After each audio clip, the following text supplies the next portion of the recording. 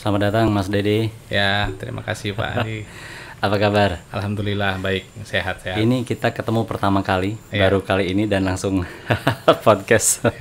Dan langsung banyak nyambung sih Pak. Jadi terima kasih sudah berkenan hadir walaupun dan notifikasi yang cukup pendek sebenarnya itu. Terima kasih Jadi banyak. kalau teman-teman mau tahu, mungkin kita kenalan dulu ya. Ya. Kang Dede boleh deh menyampaikan dulu nama lengkapnya mungkin terus dari mana. Gitu nanti saya akan sambung kenapa ada di sini. Gitu. Oke, baik. Nama saya Dede Satria Maulana. Saya tinggal di Sewon sekarang, dekat ISI, Institut Seni Indonesia, Bantul. Asal saya dari Sulawesi Tengah, Palu. Oke. Baik. Dan sekarang saya di Frogs Indonesia, bagian Business Development dan Engineering juga. Right. Ini fun fact ya. Ya. Dede Satria Maulana itu tidak terdengar seperti nama Palu ya. Iya betul. Iya. Lebih ke Jawa Barat itu. Iya saya pikir. betul. Jadi Bapak kebetulan asli Sunda, Subang, Jawa Barat, dan kebetulan baru semalam Pak saya sampai dari Jawa Barat, dari Subang, gitu dari rumah ya? om saya. Jadi kita tadi kemarin ada project template di lahannya Garuda Food, kacang, plantation kacang, peanut. Iya. Kemudian kemarin kegiatannya seharian, terus sore langsung cus Jogja sampai sekitar jam 12. Dan alhamdulillah sekarang bisa sempat-sempatkan ke sini. Luar biasa. Nah, jadi ceritanya tuh gini, Kang Dede. Saya panggil Kang Dede aja sekali ini. Saya tuh suatu hari dikasih sebuah link video Oke. YouTube gitu. Yang isinya kira-kira Indonesia sudah membuat taksi drone. Wow. Itu yang saya terima beberapa bulan lalu. Wah, saya pikir ini belum pernah saya dengar sebelumnya, terus terang aja gitu. Dan ternyata setelah saya riset sekilas gitu, itu memang adalah karya atau at least desain, nanti dijelaskan bisa, dari Frogs Indonesia ini. Iya. Itu saya pikir mengejutkan tapi menyenangkan juga. Yang lebih mengejutkan adalah itu di Jogja. Saya pikir di Jogja ini orang mikir gudeg gitu ya, terus apa yang santai-santai berbudur. Wah, ini ada taksi drone yang diproduksi di Jogja. Nah, makanya saya pikir, wah saya harus ngobrol nih dengan orang siapapun yang ada di balik itu semua gitu.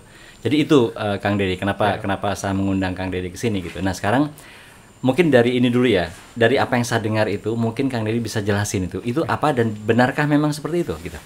Oke, baik. Alhamdulillah itu sepenuhnya benar. Siap. Di Indonesia, tepatnya di Yogyakarta, lebih tepatnya lagi di Bantul, Sewon, itu ada satu working prototype sebuah passenger drone, sebuah sekarang kalau drone kan biasa disebut UAV kan, unmanned air vehicles. Kalau ini kelasnya disebut AAV. AAV. Jadi automation air vehicle. Jadi memang kendaraan terbang yang otomasi. Jadi basically full ditenagai oleh listrik. Iya, karena kalau kita ngomong unmanned itu nanti jadi salah. Ya. Karena ada man-nya di sana. Ya, betul. Oke. Walaupun untuk menjawab itu juga penjelasannya ada sih kan, kalau dibilang unmanned kan tak berawak. Dalam arti kata yang di dalam itu adalah awak. Awak itu kan termasuk pilot, pramugari, mungkin teknisi termasuk. Tapi kan penumpang itu termasuk pilot. Jadi UAV sebenarnya juga betul. Masih boleh dibilang. Masih boleh dibilang. Tapi sekarang ada sebutan yang baru AAV. Oke. Oh gitu ya. Jadi berarti memang betul di Jogja ini sudah dibuat prototipenya untuk taksi. Kalau saya nyebutnya boleh ya, taksi drone aja boleh saya sebut. Boleh. Itu yang AAV itu, gitu ya. Iya betul. Itu memang betul diproduksi di sini oleh kita atau gimana tuh ceritanya? Baik. Ya, sorry. Passenger drone dari Frogs Indonesia, atau kita namanya dengan F282, itu adalah drone passenger asli buatan bangsa ini. Dibuat dikonsepkan oleh anak-anak negeri, digambar oleh anak-anak negeri, dihitung oleh anak-anak negeri, didesain sama anak-anak negeri, dan dibuat kebanyakan mostly komponennya, terutama airframe-nya itu dibuat dalam negeri. Jadi kita dibuat di sebagian di Jogja, ada sebagian di Surabaya untuk beberapa komponen. Oke. Itu apa yang memotivasi? Artinya bagaimana ceritanya awalnya tuh? Baik. Oke. Mungkin saya sedikit cerita tentang Frogs Indonesia sejarahnya ya. Jadi founder kami Pak Kio Aliwarga adalah orang yang bisa, kalau kami melihat, beliau bisa melihat 10-50 tahun ke depan akan seperti apa. Oke. Gitu. Dan beliau salah satu visioner. Ya, visioner. Beliau orang yang sangat visioner, dan beliau melihat bahwa teknologi wahana terbang ke depannya pasti bakal berkembang ya, karena kita ngelihat sekarang sudah ada. Dan fungsinya atau aplikasinya mungkin masih sempit ya di beberapa tempat ya, mungkin untuk hobi, untuk main-main, fotografi, videografi, dan termasuk air mapping sekarang. Yang banyak teman-teman di geodesi juga banyak yang concern ke situ ya. Dan kita melihat bahwa seharusnya wahana terbang ini aplikasinya jauh lebih luas dari itu. Nah, salah satunya adalah yang paling concern adalah transportasi, di bidang transportasi. Karena kita melihat, saya pribadi juga mempunyai visi yang sama beliau dan Frogs Indonesia secara umum. Saya melihat hampir di semua kita melihat film-film yang menggambarkan tentang masa depan, novel, film, tulisan, atau apalah fiksi-fiksi ilmiah, menggambarkan bahwa masa depan itu akan banyak wahana terbang yang berseliweran kemana-mana. Ada yang ngantar makanan, ada yang bersihin kaca mungkin, ada yang nyapu jalanan, dan itu semua wahana terbang. Karena kita melihat langit itu sangat luas ya. Artinya langit itu adalah unlimited space, yang mana itu kita bisa jangkau sebenarnya, kita bisa manfaatkan. Dan saya melihat itu sebuah profesi. Itu adalah sebuah ramalan yang sepertinya bakal akan terjadi, dan itu sudah terbukti dengan ada sekarang. Nah, setelah itu saya bertemu Frogs Indonesia, dan founder kami mempunyai visi yang sama, bahwa Indonesia juga harus punya base teknologi di bidang ini. Karena kita melihat pertama dari industri otomotif, yang mana sekarang juga banyak dikuasai orang luar di Indonesia sendiri. Industri aviasi, walaupun kita punya perusahaan besar PT.DI, tapi sayangnya yang jadi pemain besar di sini juga orang lain. Nah, kita melihat bahwa industri di UAV ini juga kan potensinya masih banyak ya, masih terbuka, dan belum terlalu banyak yang betul-betul matang di teknologi itu, dan kita nggak boleh ketinggalan. Maksudnya era itu cepat atau lambat akan datang. Tergantung dari kita nih, kita mau nunggu nonton atau jadi pengguna aja, atau ya harusnya kita mulai dari sekarang juga sudah bersiap untuk teknologi itu. Dan sekarang memang kita melihat teknologi itu di Bantul tempatnya, barang itu sudah ada. Artinya the question of taxi drone or electric air vehicle is no longer the question of if, but when. Jadi sudah bukan tinggal kapan gitu mulainya, karena barangnya sudah ada. Bukan soal pertanyaan mau atau enggak, tapi kapan ini? Karena pasti akan terjadi. Dan artinya dengan visi itu, dengan usaha seperti itu tadi, jadi kalau mau saya cepetin dikit ya, dalam hal ini sekarang itu betul-betul barangnya sudah ada. Sudah ada. Bentuknya ya seperti drone itu, yang bisa diisi orang, gitu kan. Seperti itu ya. Nah, apakah sudah operasional atau seperti apa sekarang tahapnya? Baik, untuk Frogs Indonesia dalam masih tahap pengembangan. So kita bisa sebutnya working prototype.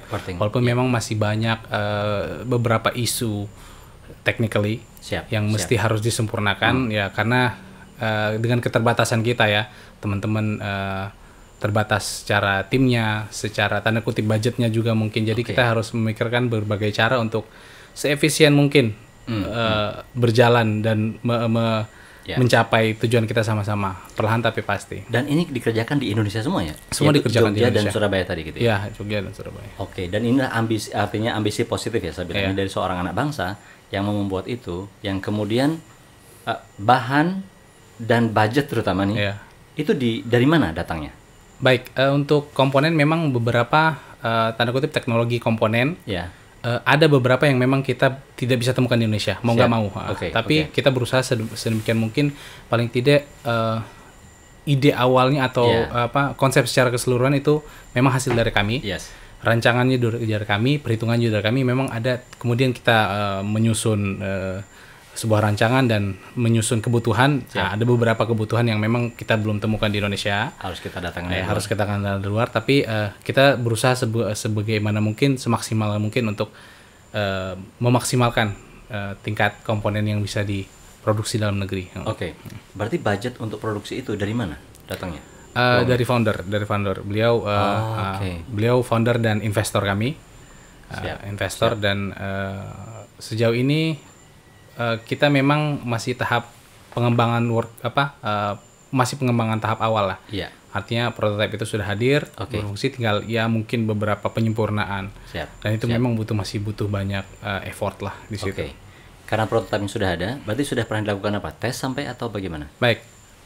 Kita alhamdulillah untuk F282 ini mulai betul-betul digodok dari pembentukan tim dari 2017 sampai 2018. Kemudian ada beberapa dinamika. Di 2019 itu kita mulai fokus untuk mengembangkan satu produk ini. Selama satu tahun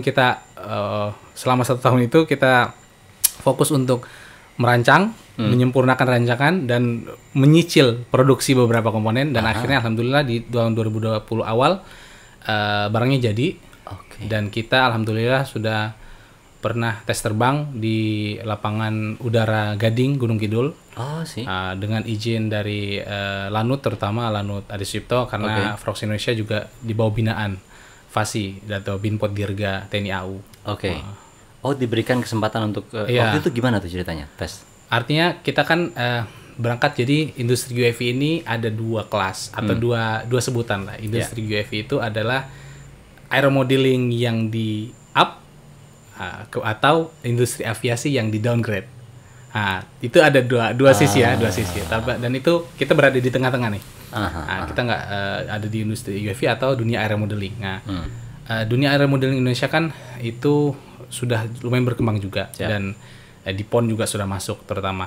Dan itu berada di bawah naungan FASI, Federasi Aerosport Indonesia, dan teman-teman tim kita juga banyak teman-teman dari aeromodeling.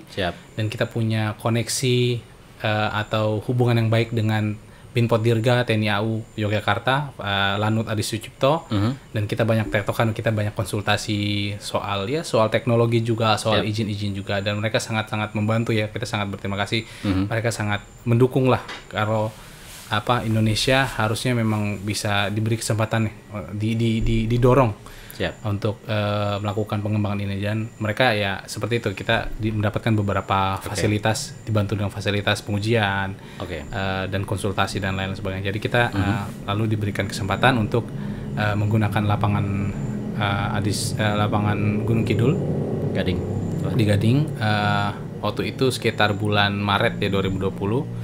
Walaupun memang terbatas karena itu hampir pandemi apa sudah pandemi itu ya? Ya hampir pandemi, memang sudah mepet. Sudah mulai ada kabar-kabar, tapi kita sudah mulai ada kabar-kabar, tapi alhamdulillah kita sempatin harus sempatin. Walaupun itu cuman kita dari jam 6 dikasih waktu cuma dari jam 6 sampai jam 8 karena memang bandara juga masih beroperasi, masih ada 6 pagi sampai jam 8 pagi. Oh, hanya 2 jam. Hanya 2 jam. Jadi kita harus persiapan lebih cepat. Kemudian karena bandara juga masih digunakan, ada beberapa pesawat-pesawat JFC dulu, pesawat-pesawat Aerosport juga, Light Airsport yang masih menggunakan bandara itu. Jadi sampai jam 8 dibatasi. Kemudian kita alhamdulillah kita tes uji fungsi, yang mana sebelumnya juga kita sudah ngetes ground test ya. Artinya untuk menguji sistem secara penuh sudah dilakukan di darat, di tempat yang lain. Setelah ini baru tanpa terbang. Kemudian terbangnya di Lanut di Lanut Gunung Kidul Gading. Kemudian kita alhamdulillah terbang, drone-nya sempat terangkat beberapa meter di udara. Artinya kita bisa memastikan bahwa it works gitu. It works. Kestabilannya lumayan walaupun memang masih perlu ada beberapa tambahan. Strukturnya kuat, berarti artinya tidak ada isu-isu di situ. Cuman memang trust-nya memang masih perlu ditingkatkan. Trust itu gaya dorong lift-nya itu masih perlu dinaikkan sedikit. Ya kita lakukan beberapa troubleshooting. Cuman karena masalah waktu itu, jadi troubleshooting-nya nggak begitu full gitulah. Artinya. Siap. Jadi waktu itu kita batas sampai jam 8 dan kita menjadwalkan untuk untuk pengetes lagi untuk pengembangan dan perbaikan. Tapi saat itu pandemi keburu menyerang. Jadi dari tes pertama sampai saat ini Frogs Passenger F282 belum lagi mengudara karena memang kita masih merencanakan untuk kegiatan selanjutnya. Tapi improvement sejak tes itu tentu tetap dilakukan. Tetap dilakukan. Berdasarkan evaluasi saat itu ya. Tetap dilakukan. Oke. Artinya ada beberapa improvement sih, dan memang ada juga masukan dari teman-teman yang kita juga yang sudah ada teman-teman yang di luar juga banyak nih yang tahu soal teknis, ada beberapa masukan. Oh ini ininya. Dan kita gunakan, kita coba satu-satu gitu loh. Walaupun memang belum tes full terbang lagi seperti yang sebelumnya. Ya karena juga situasi segala macam. Karena situasi dan segala macam. Nah, kita berharap sih, dan kita minta dukungan teman-teman seluruh Indonesia terutama yang tahu bahwa ya memang kita masih punya kekurangan di sisi lain, tapi at least kita bergerak gitu loh. We moving forward. Right. Jadi betul-betul saya ulangi lagi. Itu dipikirin, didesain, digambar, dihitung oleh kita. Benar. Diproduksi juga oleh kita. Benar. Soal kemudian ada berapa komponen yang diambil, itu saya kira sih wajar ya. Seperti iPhone aja ngambil dari Taiwan. Oh, ya, betul. Komponennya. Tapi idenya kan itu. Oke. Tadi kan sudah dikatakan juga, kenapa harus drone, passenger drone ya? Karena tadi bisa soal masa depan gitu. Tapi kalau Kang Dede sendiri melihat, seberapa cepat ini akan terjadi? Walaupun kita yakin itu akan terjadi gitu. Oke. Seberapa cepat? Kalau dihitung tahunan ya, maksudnya kan kita melihat ternyata kita membuka mata aja, ternyata di luar sana juga banyak, di luar Indonesia. Di luar Indonesia juga ada beberapa yang mempunyai teknologi yang serupa dan mirip. Ada beberapa yang lebih advance, ada beberapa yang sebanding, ada beberapa yang masih tertinggal di belakang kita. Dan memang kita melihat banyak aspek ya, terutama ya tadi yang saya bilang parameternya, budgeting dan lain-lain, kondisi negaranya dan lain-lain. Dan hampir semua itu termasuk yang sekarang lagi barusan ada yang juga membawa dari luar teknologi serupa di Indonesia. Ada yang membawa dari luar dan memasukkan di Indonesia. Jadi itu kita melihat bukan sebagai kompetitor, tapi sebagai motivasi buat kita untuk segera menyusul. Tetapi kita melihat bahwa teknologi yang serupa semacam ini semuanya masih dalam tahap pengembangan. Belum ada yang beroperasional. Benar-benar operasional ya. Belum ada yang beroperasional secara penuh. Walaupun memang ada isu-isu yang ya sekarang proses sertifikasi, ada yang sudah masuk ke manufaktur secara mass production dan lain-lain, tapi kita melihat memang semuanya masih pengembangan. So artinya kita tidak tertinggal sejauh itu. Dan dengan dukungan teman-teman semua harusnya kita bisa catching up segera sih. Ketenangan buat kita. Saya suka nih optimisme ini. Seberapa besar peran pemerintah dalam hal ini? Baik, peran pemerintah cukup baik sih, walaupun memang kita masih mengharapkan lebih baik, lebih besar lagi. Jadi setelah tahun 2020 itu kita launching, kita lakukan tes terbang dan kita publikasikan secara umum, yang mana linknya juga sampai kepada Mas Andi, dan itu juga ternyata sampai ke Pak Menteri, sampai ke Pak Presiden. Kemudian Pak Menteri Budi Karya, ke Menteri Perhubungan juga setahu saya juga sampai ke telinga beliau tentang berita ini, kemudian diturunkan ke DKPPU. DKPPU itu Direktorat Kelayakan Udara dan Pesawat Udara. Jadi tentang sertifikasi pesawat terbang. Teman-teman di KPPU sangat membantu kami. Mereka sangat aktif. Kemudian mereka coba approach kami, dan alhamdulillah kita juga nunggu untuk dihubungin. Alhamdulillah kemudian kita diundang ke sana. Saya presentasikan beberapa apa yang kita lakukan ini loh Pak, kita lakukan ini. Ya memang masih banyak masukan, kalian nge-skip beberapa proses misalnya, tapi semangat startup seperti itu Pak, kita ngedisrupt. Jadi kita dituntun sih, kita sebenarnya dituntun bahwa prosesnya seperti ini, untuk proses sertifikasi seperti ini. Sampai kita diskusi lebih lanjut lagi, tukaran kontak, kita share informasi, sampai beliau juga pernah, teman-teman di KPPU itu pernah berkunjung ke workshop sederhana kami yang dulu cuman rumah kontrakan. Beliau datang, mereka datang, kemudian kita diskusi banyak. Mereka juga melakukan beberapa sosialisasi soal peraturan, soal proses-proses ini loh, proses yang harus dilaksanakan. Kemudian mereka membimbing kami, dan terakhir kita juga sudah dituntut untuk aplikasi DOA namanya. DOA itu Design Organization Applications. Jadi sebuah organisasi atau perusahaan yang mau menghasilkan desain itu harus punya izin DOA itu. Jadi bagaimana kita menghasilkan sebuah desain yang tersertifikasi, ada proses-prosesnya, pengujian dan lain-lain. Kita dibina, kita dibimbing, kita sudah pre-application, cuman ya karena itu kan lebih ke sertifikasi organisasinya ya. Jadi sebelum mengeluarkan sertifikat atau produk, si organisasinya juga harus disertifikasi bahwa itu pantas untuk mengeluarkan desainnya disertifikasi lagi, baru produknya disertifikasi sampai jadi type sertifikat. Kita sudah melakukan pre-application. Sebelum application ada juga kementerian tadi. Dari kementerian, dari DKPPU, Direktorat Kelaikan Udara dan Pesawat Udara itu. Tapi kita sudah coba aplikasiin, tapi sementara kita belum maju lagi karena memang sebuah startup itu beda dengan perusahaan-perusahaan besar yang lainnya yang mana dinamikanya terlalu banyak. Jadi kita memang masih menyesuaikan dan teman-teman DKPPO juga alhamdulillah mengerti tentang model gaya startup inilah. Iya. Tapi intinya mereka bersama kan? Iya, intinya mereka tetap mendukung. Kalau boleh tahu, dukungan apa yang paling penting harusnya didapatkan sekarang ini? Apakah budget, uang?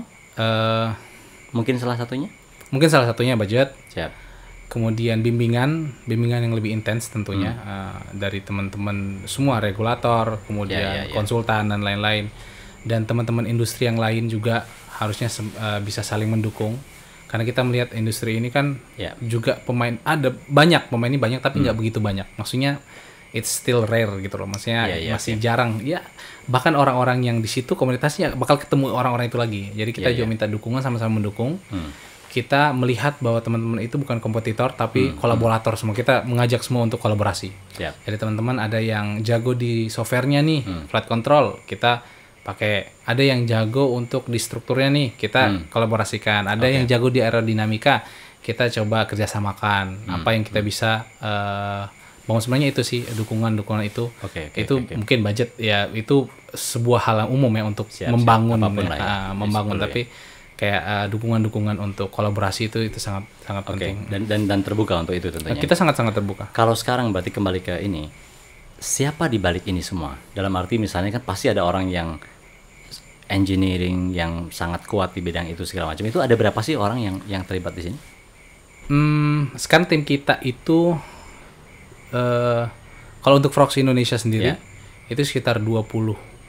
Hanya 20 orang, dan engineer-nya nggak sampai setengahnya.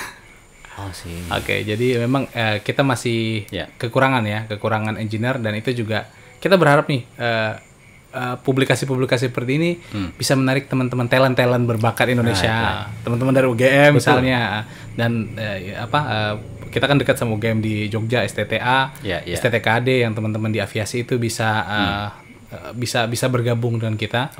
Itu menarik talent. Jadi memang dinamika startup itu ya banyak tidak berbeda dengan perusahaan-perusahaan yang lebih stabil, karena memang kita kan kalau di startup itu rata-rata memang orang-orang harus risk taker lah. Teman-teman yang lulus taunya sama teman-teman saya basically orang teknik penerbangan. Teman-teman saya mengajak juga teman-teman yang teknik penerbangan bahwa kita terstigma atau dulu terbingkai oleh sebuah idea bahwa saya lulus kalau bukan saya kerja di maskapai atau PNS Dinas Perhubungan atau Angkasa Pura. Padahal sekarang industri UAV sekarang lebih berkembang dan kita juga butuh nih teman-teman talent di sini. Kenapa enggak? Bicara tentang UGM tadi, saya yakin juga sih pasti ada komunikasi kan teman-teman UGM itu sejauh mana selama ini yang sudah pernah didiskusikan? Jadi untuk di Indonesia kan ada namanya KRTI, Kontes Robot Terbang Indonesia. Nah, itu yang bersinggungan langsung dengan sistem UAV dan lain-lain. Teman-teman tim KRTI di UGM, Gamma Force, yang dibina oleh salah satu pembinanya Pak Gesang. Pak Gesang di teknik mesin juga sudah banyak kontekan dengan kami, sudah banyak diskusi. Saya baru 2 pekan lalu saya berkunjung lagi sama Pak Gesang, kita mau membahas soal proses manufaktur kargo drone yang kita mau bangun ini sekitar awal tahun depan atau akhir tahun ini ya. Dan kita sudah untuk ke Fakultas Teknik Mesinnya sudah ada MOU. Nah, kita sudah buat kerjasama dan itu juga sangat-sangat terbuka ya. Maksudnya potensi kerjasamanya kan banyak. Kita bisa kerjasama di metode manufakturnya, di desainnya, atau sama di juga proses perizinannya. Nah, karena juga kita butuh satu perhatian ke situ juga. Kalau memang mau membuat industri ini menjadi jalan kan harus legal dulu. Yes. Ada proses-proses legal yang mungkin teman-teman engineer nggak begitu paham di situ kan. Pasal-pasal ini, form-form ini ya, itu juga butuh concern ke situ. Ya. Kalau Kang Dery sendiri backgroundnya apa? Saya teknik penerbangan. Oke. Saya teknik penerbangan. Penerbangan lulusan STTA Yogyakarta di dekat sini juga. Sekarang namanya ITDA, Institut Teknologi Dirgantara Adi Sucipto. Itu juga masih di bawah Yayasan Yasau, di bawah Yayasan Angkatan Udara. Dan teman-teman ya, teknik penerbangan di situ ada teknik penerbangan, teknik mesin, teknik elektro yang berhubungan sama aviasi lah. Itu juga banyak teman-teman di situ yang dilibatkan di sini. Ya, yang bergabung di Frogs Indonesia ada beberapa juga sih. Jadi memang artinya lengkap ya, maksudnya kita nggak bisa sendiri gitu loh, Pak. Kita nggak bisa sendiri. Dari Frogs Indonesia juga nggak bisa sendiri, butuh teman-teman dukungan dari teman-teman yang pengembang lain, regulator, konsultan-konsultan, akademisi misalnya, teman-teman dosen. Kemudian untuk membangun satu teknologi juga nggak butuh satu expertise yang bisa semua ini. Saya sendiri bisa desain, bisa elektro, bisa tidak. Tetap kita butuh satu tim yang lengkap. Ada orang mechanical-nya, ada orang electrical-nya, ada orang sistemnya. Seperti itu. Ketika mendengar pertama kali, pertanyaan saya itu yang ini agak ini intermezzo sedikit ya. Kok namanya Frogs ya? Ya, baik. Itu pertanyaan yang sangat umum. Kenapa bukan Raja Wali atau apa gitu ya? Burung kondor apa gitu. Jadi sangat lucu kisahnya. Satu, Frogs itu secara umum gampang disebut. Gampang diingat. Gampang diucapkan. Gampang diucapkan Frogs Indonesia. Jadi dulu kita waktu awalnya kan kita memang ngedesain passenger drone. Dan desain kita punya revisi desain banyak nih. Konsep desain ini yang bentuknya kayak gini. Ada salah satu desain yang menarik perhatian kita. Bentuknya memang mirip katak secara umum. Dan logonya juga kan seperti katak dari bawah. Kemudian kita coba mengambil Frogs kan bahasa Inggrisnya katak ya. Tapi itu kita kembangkan menjadi sebuah singkatan filosofi. Jadi kalau bilang di Frogs ya bukan, kita FROGS gitu. Jadi Frogs Indonesia, Frogs itu adalah sebuah singkatan yang punya nilai filosofi. Kalau boleh disampaikan. Frogs itu F-nya fleksibel. Kita sangat-sangat fleksibel dengan semua potensi yang ada. Apapun itu yang tadi kita sudah sebutkan, kita sangat terbuka dengan semua potensi kerjasama. Kita sangat terbuka dengan diskusi dan lain-lain. F-nya flexibility. Kemudian R-nya kita relentless. Kita tangguh, kita nggak boleh menyerah cepat nih. Dan itu salah satu kata-kata moto hidup dari founder kami Pak Kiwi, relentless pursuit of excellence. Kita relentless untuk mengejar sebuah excellent. Kemudian FR flexibility, flexible, relentless. Kemudian O-nya kita objektif. Kita melihat sebuah masalah itu harus objektif, harus to the point. Kemudian G-nya kita growth. Kita tumbuh berkembang. Alhamdulillah tim kita makin lama makin lengkap. Perlahan-lahan terus kita pindah dari nggak punya kantor, kemudian ngontrak ke sebuah rumah kecil, rumah biasa. Kemudian sekarang alhamdulillah per 2 bulan ini kita pindah ke sebuah workshop yang agak lebih gede, masuk ke manufaktur. Kemudian ya seperti itu, kita berharap kita akan berkembang terus. Ada pertumbuhan. Ya, kita selalu bertumbuh. Kemudian S-nya ini yang paling penting adalah solutif. Kita hadir memang untuk memecahkan masalah. Saya jadi ingat ini, Bu Tejo. Ya. Bu Tejo gimana? Oh, nggak tahu berarti ya. Ada film nanti dilihat lah itu. Tili namanya. Oh, Tili. Ya, oke. Solutif. Solutif. Ya, oke. Saya sebut ini, oke. Ya, kita nonton kan film itu ngomong. Orang Jogja harus nonton lah film. Ya, jadi kita itu adalah. Jadi kalau boleh saya hafalkan itu karena bagus tuh. Flexibility atau flexible, relentless, objective, growth dan solutif. Wow. Itu saya kira boleh menjadi sifatnya siapapun, karena itu bagus sekali kalau kita punya sifat. Itu memang nilai-nilai yang kita kandung lah di dalam teman-teman di tim Frogs Indonesia. Oh, that's why it is Frogs ya. Karena memang, jadi tadi udah ini. Jadi desainnya ada mirip katak tadi, lalu dibuat filosofinya segala macam gitu ya. Karena saya membayangkan tadinya kalau untuk penerbangan itu ya burung lah apa gitu ya. Garuda, elang hitam dan lain-lain. Justru itu yang membuat orang Frogs nih ya. Iya, oke. Terus ini kan tadi kita bicara soal yang passenger drone ya. Yang ternyata itu adalah satu project gede banget dan memang visioner banget, bagus banget. Tapi kan sekarang itu berjalan perlahan lah. Artinya berjalan tetapi dia gradual begitu. tentu perusahaannya tidak melakukan itu aja dong. Ada yang dilakukan lagi atau gimana tuh? Baik, betul. Sejak di 2019 itu pas saat kita ekspansi tim juga, dari founder dan manajemen melihat bahwa pengembangan teknologi ini drone passenger adalah sebuah pengembangan yang membutuhkan effort, dana dan waktu yang besar. So kita untuk membuktikan bahwa kita adalah sebuah perusahaan yang bisa berkembang. Jadi harus kita membuat sebuah produk-produk sampingan yang lain yang mana itu bisa aplikasikan secepatnya. So, drone passenger adalah sebuah misi long term. Kita punya visi dan misi untuk medium term dan ada short term. Jadi kita punya 4 base produk. Jadi pertama adalah passenger drone yang mana untuk transportasi di segmen transportasi yang mana itu mungkin masih membutuhkan waktu dan effort lagi yang walaupun memang perlahan-lahan. Kemudian kita punya cargo drone yang mana itu juga masih dalam tahap pengembangan dan kami melihat bahwa cargo drone itu mungkin pengaplikasiannya bisa lebih cepat daripada passenger drone. Karena secara teknis, secara safety juga ini kan membawa barang, tidak seperti membawa orang. Mungkin isu safety-nya harus lebih ketat. Kemudian itu cargo drone yang kita masih kembangkan juga. Prototipenya juga sudah ada satu dan sudah terbang. Sekarang pengembangan prototip yang kedua. Sorry, kalau boleh tahu terbangnya seberapa? Artinya dalam hal ini seberapa terbangnya tuh? Sudah benar-benar.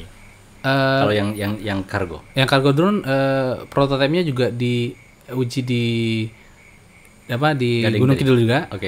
Itu sudah terbang di sekitar, kita juga waktu terbangnya juga dibatasi nih. Nggak boleh tinggi-tinggi. Kita terbang di sekitar 40 sampai 60 meter ketinggian. Nah, jadi ya memang untuk proven flight dulu. Secara konfigurasi, apa liftnya cukup dan lain-lain sudah muter, terbang terus. Kalau boleh tahu itu untuk load berapa tuh? Itu untuk load 25 kg. 25 kg dengan span sekitar 5 meteran. Jadi memang konfigurasinya juga hybrid, jadi VTOL. Jadi konsepnya memang untuk mengantar antar pulau seperti itu lah. Misalnya kayak ikan-ikan yang mempunyai nilai ekonomi tinggi. VTOL tadi mohon maaf saya pernah dengar tapi lupa saya. Ya, VTOL itu vertical take off landing. Jadi dia hybrid, benar-benar. Kemudian baru dengan fixed wing-nya. Hybrid. Jadi ketika dia naik dia menggunakan propeller itu. Baru setelah itu dia kan. Karena memang kita melihat bahwa industri pesawat terbang sekarang terbatas di sarana-sarana daratnya. Kalau kita mau menjangkau remote area, pulau-pulau terpencil, harus bikin bandara. Harus bikin bandara. Jadi kita berpikir teknologi ini bisa mendarat di hampir di mana saja lah. Yang penting punya lapangan yang cukup, bisa take off bisa landing dan take off secara vertikal. Jadi teknologi VTOL ini sudah diterapkan juga di yang cargo drone ini. Cargo drone ini malah hybrid dia. Jadi dan sudah terbang juga gitu. Sudah terbang. Walaupun ini masih ada pengembangan di prototip kedua. Ada beberapa concern masalah user experience. Jadi kayak memasukin kargonya bagaimana nih user. Itu ada perbaikan seperti itu. Nah, itu yang kita akan kerjasamakan dengan teman-teman dari UGM nih. Teknik mesin UGM, insyaallah. Semoga bisa cepat terlaksana sih. Kemudian tadi middle range. Kemudian long term, middle term sama yang short term. Jadi kita punya karena kan tadi founder bilang kalau kalian bisa membuat drone yang segede itu, harusnya yang kecil-kecil, yang lebih kecil bisa dong lebih gampang dong. Nah, kemudian kita melihat ada beberapa potensi pengaplikasian teknologi warna terbang di Indonesia yang sangat-sangat dibutuhkan sekarang, yaitu di agriculture. Di pertanian dan farming dan plantation. Jadi kita membuat sebuah produk drone untuk misi terbang spraying. Jadi penyemprotan untuk tanaman. Jadi kayak penyemprotan herbisida, pestisida, fungisida dan lain-lain, fertilisasi pupuk dan lain-lain itu bisa digunakan dengan drone. Kita namakan produknya Sekar Agri. Kita punya kapasitas cantik sekali ya. Jadi Sekar Agri ini itu ada kepanjangannya atau apa sih? Atau memang? Enggak, memang sekar. Secara filosofi kan sekar itu subur. Ya kan bunga. Arahnya memang ke agriculture, bunga. Ya seperti itu. Sekar Agri ini adalah memang khusus untuk ke sprayer. Yang sekarang produknya juga sudah diproduksi dan ada beberapa yang sudah dipakai di lapangan untuk ke arah plantation. Sama ini arahnya kemana? Arahnya menjual produknya atau bagaimana? Ya, baik menjual produk sih kalau dari Frogs Indonesia. Nah, sedikit saya cerita bahwa karena memang ini adalah produk teknologi yang masih rare, masih jarang. Untuk mengaplikasikan di lapangan, terutama ke petani-petani kita ya, yang mana mereka ini kan masuknya otomasi. Sebelum manual, mekanisasi dan otomasi. Masalah mekanisasi aja mereka sangat tertutup, susah. Jadi di industri yang berbau teknologi advance atau deep teknologi itu PR utamanya adalah edukasi. Nah, edukasi dan pembuktian pembuktian. Sebelum adopsi kita. Sebelum adopsi. Jadi saat kita melihat di lapangan, kita demo, kita edukasi, kita melakukan percobaan dan lain-lainnya, itu memang agak sulit di situ karena saat pengoperasiannya juga membutuhkan tanda kutip sebuah prosedur yang lumayan matang, yang perhatian yang tidak sembrono gitu loh. Karena kan kita berurusan dengan wahana terbang ya. Wahana terbang itu resiko, ada beberapa isu safety dan manajemen resiko yang harus dipertimbangkan. Nah, kita melihat bahwa untuk melakukan penjualan itu memang tidak semudah itu. Kemudian kita mencoba masuk ke pasar jasa dan ternyata pasar jasa itu jauh lebih banyak. Banyak orang yang saya nggak mau repot, saya taunya bersih gitu lah. Nah, jadi ibaratnya kalau mereka mau nyemprot tanaman, mereka nggak mau beli pesawat lah.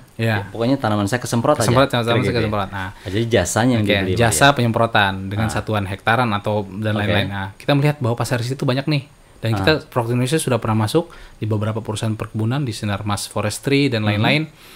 Dan kita melihat bahwa wah, ini sebuah pasar yang berpotensi. Dan itu juga terbukti, itu adalah pembuktian arahan dari founder kita tadi bahwa kalian harus punya teknologi yang akan dipakai di masa depan dan kalian harus punya teknologi yang bisa dipakai sekarang. Jadi kita punya teknologi yang bisa dipakai sekarang dan kita sudah bersiap untuk teknologi yang masa depan. Kemudian saat kita melihat pasar jasa itu, wah ini hebat nih, ada nih potensi. Tetapi dalam segi operasionalnya memang membutuhkan concern dan perhatian khusus. Karena di situ membangun sebuah tim, operasionalnya, transportasi, akomodasi dan lain-lain. Maka dari itu kita Frogs Indonesia sekali lagi growth, berkembang dan kita ekspansi membuat sebuah anak perusahaan. Namanya PT Frog Solusi Indonesia FSI. Jadi ada FI Frogs Indonesia dan Frog Solusi Indonesia. FSI ini adalah anak perusahaan dari Frogs Indonesia yang khusus melayani segmen pasar jasa. Jadi semua yang arahnya ke jasa, penyemprotan atau mapping juga termasuk di dalamnya itu akan dikerjakan oleh anak perusahaan kami Frog Solusi Indonesia, yang mana mereka operasionalnya menggunakan produk dari Frogs Indonesia. Oh, jadi ibaratnya mereka lah yang membeli produk itu dari Frog Indonesia gitu ya untuk dikelolakan. Ya, itu satu dan itu juga idenya adalah agar Frogs Indonesia memang fokus ke dalam pengembangan teknologi dan manufakturnya. Jadi memang sudah ngebagi karena ada segmennya. Jadi tadi kalau kita bicara berarti in the long run kita sudah punya yaitu passenger drone tadi. Di middle ada kargo, kemudian ada juga yang solusi tadi spraying segala macam. Apa yang paling banyak? Memang spraying so far ya? Sejauh ini spraying. Karena untuk mapping kan sebenarnya juga hampir umum ya. Mapping itu kan sudah lebih lama dan teman-teman yang main juga sudah banyak. Nah, untuk spraying ini tetap ada juga. Tetap ada juga. Tetap melayani juga. Kita punya namanya AXA. AXA itu artinya mata kan, mata langit. Nah, AXA Mapper itu produk untuk pemetaan kita, surveillance, AXA Mapper surveillance. Kemudian kargo nanti namanya Pandawa yang membawa barang, kemudian passenger drone. Nah, Sekar Agri ini memang karena pasarnya penyemprotan itu sangat-sangat luas ya. Artinya bayangin aja berapa ribu hektar untuk plantation sendiri lah, untuk akasia, untuk sawit dan lain-lain.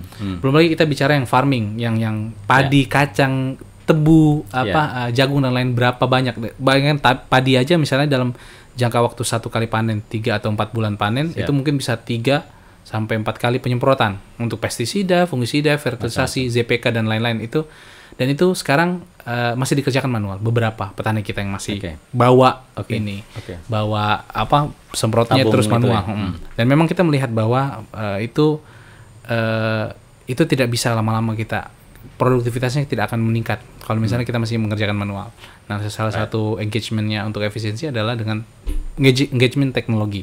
Nah, drone sprayer ini bisa memudahkan teman-teman petani atau yang dalam perkebunan untuk melakukan penyemprotan Perbandingannya kalau misalnya dengan petani atau manual. Menyemprot manual bisa 1 hektar itu mungkin seharian pun belum kelar. Dengan drone sprayer 1 hektar bisa dikerjakan 10 sampai 15 menit selesai. So kita 1 drone itu bisa mengerjakan untuk 1 hari kerja, jam kerja ya, taruhlah 7 jam kerja untuk sehari. Atau mungkin kalau mau dilemburkan sampai maghrib juga boleh.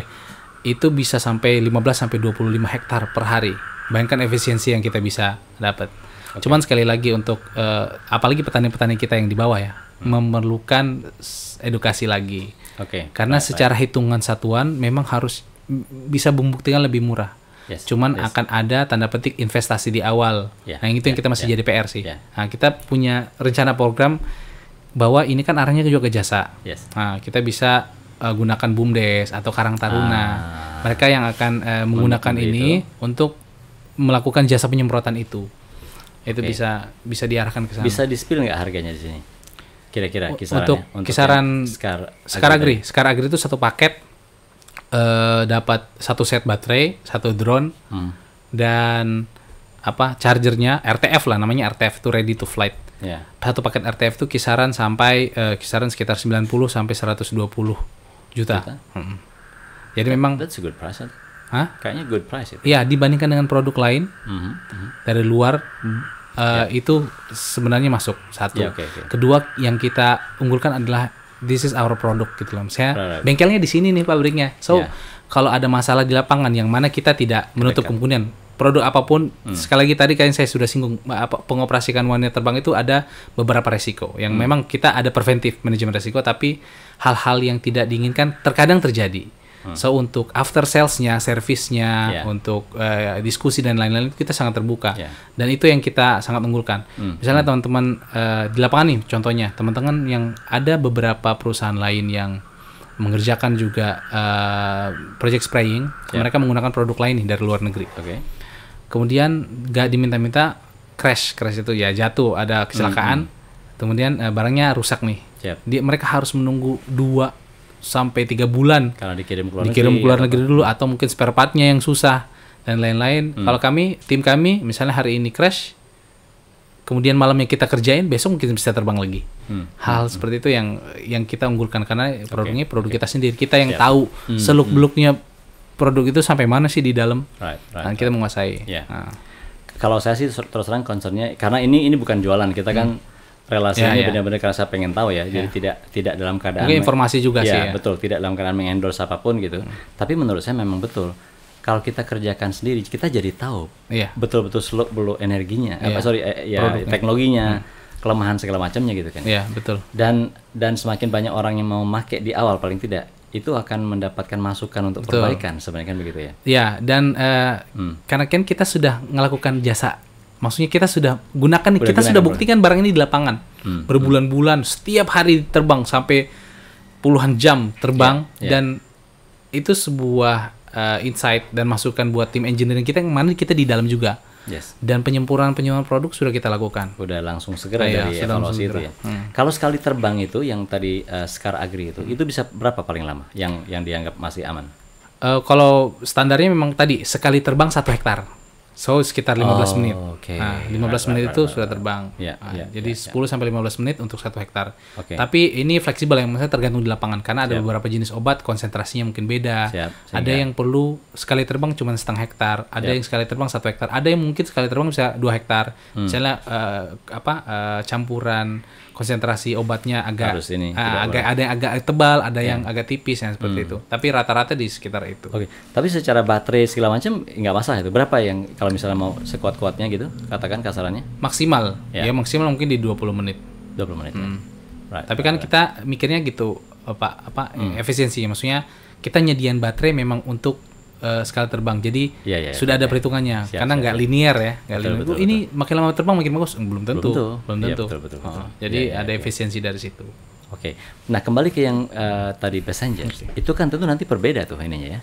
Perhitungan, maksudnya ya baterainya segala macam. Itu berapa lama yang dibayangkan akan bisa untuk itu tentunya? Secara perhitungan kita memang ini kan baik. Mungkin saya sebutin dulu, itu juga salah satu gebrakan teknologi bahwa sekarang kan industri aviasi atau kita sebutnya mode transportasi, kan mode transportasi laut, transportasi darat, dan transportasi udara.